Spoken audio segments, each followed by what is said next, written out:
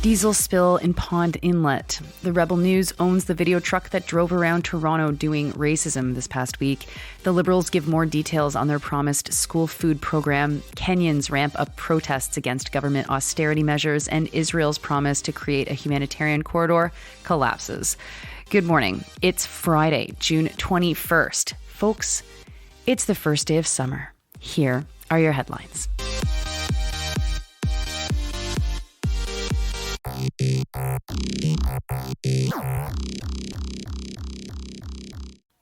First to Pond Inlet this morning, where 7,000 liters of diesel has spilled into their harbor on the ocean. As a result, people are being warned to stay away from where the spill occurred and to not let their pets nearby. The pipeline that ruptured was located at the community's tank farm. A flex connection in the diesel pipeline broke, which caused the spill. The extremely short article from CBC News doesn't say anything more than that. Next, maybe you saw this trend on social media. A truck had been driving around downtown Toronto with Islamophobic videos and messages broadcast on screens on all sides. It was captured on video and shared on social media. The city's hate crimes unit is investigating. Well, CBC News is reporting that the truck is actually owned by the Rebel News. The license plate is a commercial plate registered to the Rebel News Network Limited. To try and make them not look like a news agency was driving around downtown Toronto with racist and dehumanizing messages, the Rebel News said that while they own the truck, it was actually being used by a third party. But Ezra Levant doesn't use that as a defense because he then defends the group's message. He said that the group is called Canadians Opposed to the Occupation of Our Campuses and Streets, or Kooks. The Rebel News took no time to use this truck as a fundraiser, asking their racist fans to give them money to fight the police investigation.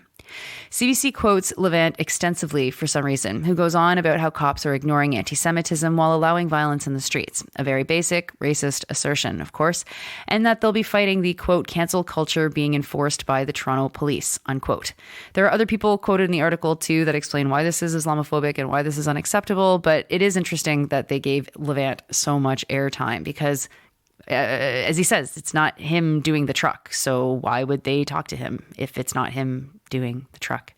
Anyway, folks, if you ever want to study how effective political messaging can be, he knows his audience and doesn't care about anyone else and is always speaking to them. You can read this article and get very mad about what Levant says, but you can also imagine that his fans would absolutely love him for what he is saying.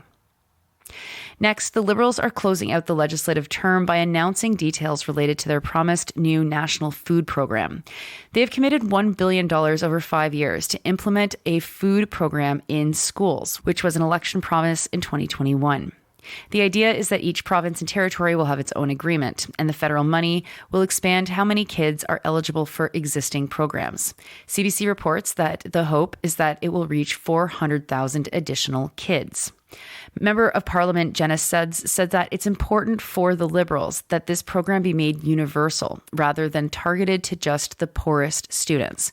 That's a pretty interesting political decision, considering that the Liberals are usually the party that is against universal programs and very much for all of the targeted bureaucratic measures that it takes to make sure that only the poorest people get access to services and nobody else.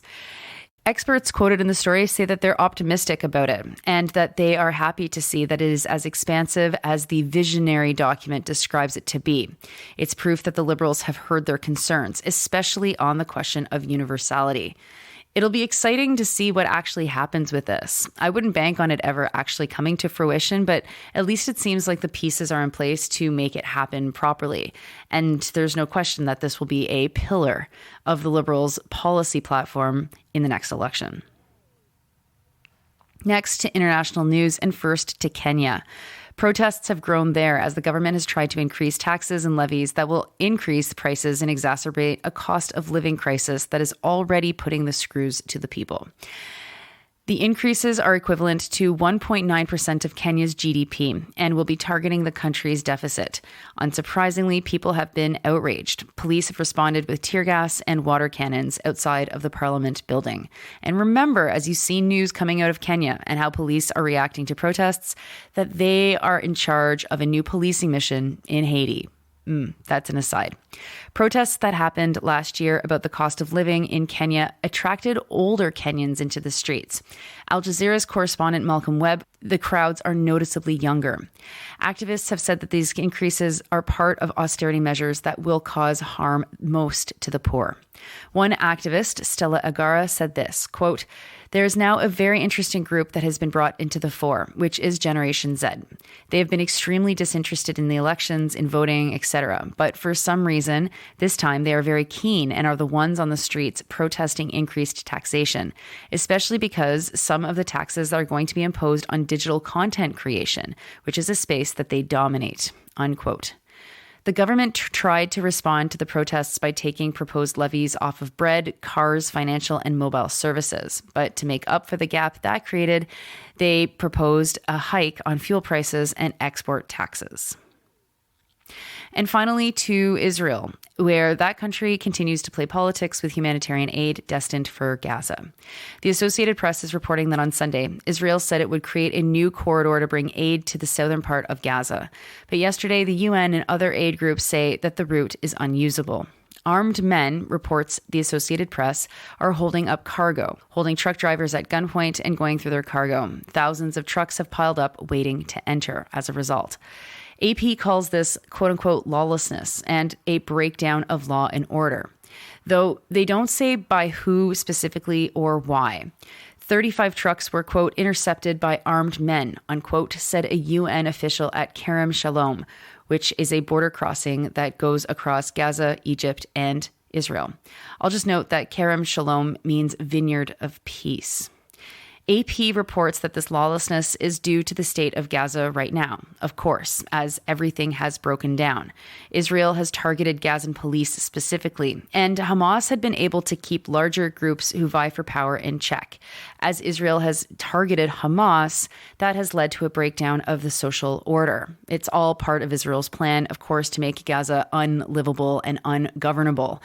And so this whole humanitarian dance is kind of a smokescreen for the fact that, of course, it would be hard to bring humanitarian aid to people who are desperate. AP also makes a passing mention of how aid convoys are also regularly targeted by Israeli airstrikes, making it very difficult to get security people to accompany humanitarian aid groups because they have been targeted and murdered in the past by Israel. Barely any aid is getting in at all as a result, especially since Israel invaded and captured the Rafah border crossing. The pier that the U.S. military built to deliver aid has also not been functional to do that. Those are your headlines for Friday, June 21st. I'm Nora. I hope you just noticed that we had the shortest night of the year. I celebrated the longest day of the year by letting everyone stay up really late. Now I'm suffering for it. But it's okay. Our last day of school is today. You might have children and your last day of school might be today, or maybe it's happening next week. Or maybe you don't have children and you're just like, oh, remember the last day of school, how much fun that was? Well, seeing it through a kid's eyes, I can say it's still very, very fun. I hope that you have a wonderful start to the summer and that this heat wave breaks. I know it's breaking in parts of Ontario and Quebec, and it'll get to the Atlantic provinces very, very soon. Stay cool, stay away from the wildfire, and have a wonderful it's just a long weekend for us. I guess that means, I'll be off on Monday celebrating La Fête Nationale Saint-Jean-Baptiste. And so have a wonderful regular weekend. If you're outside of Quebec, have a great long weekend. If you're inside of Quebec, this is what I like to call the long weekend gauntlet. We're going through 2 long weekends in a row. And that means you're going to get 2 weeks of shortened days on the Daily News Podcast. So I'll talk to you Tuesday morning.